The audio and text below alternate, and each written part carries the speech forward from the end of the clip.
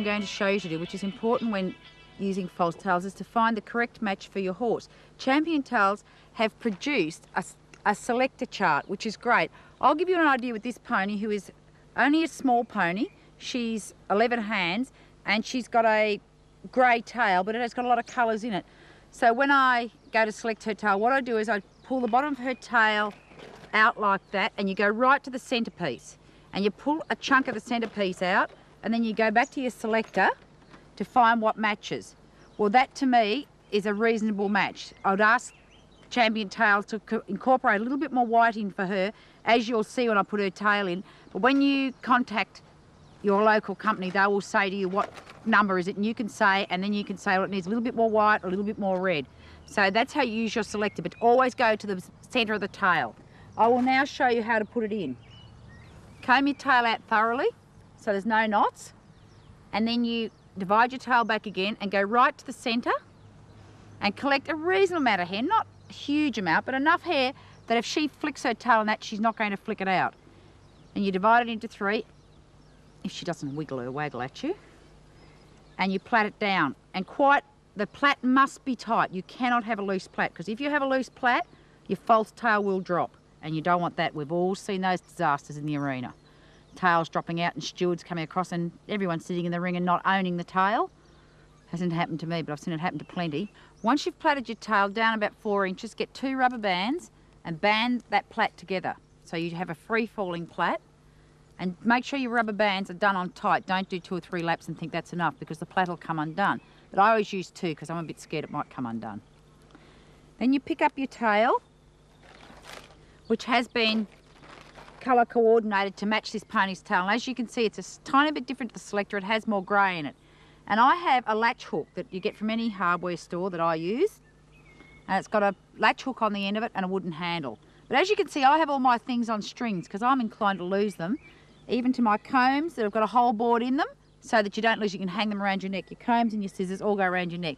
Then I hold the loop of the tail up to get the correct length, and you run it down like that. Then I push my latch hook under the bottom of the plait and come out through the top, as such. Then I put the loop of the tail in it, drop your latch down and pull it back through like that.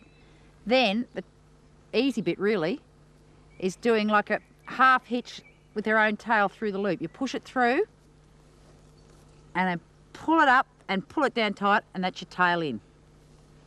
And there you go. To finish it off, you comb it out again.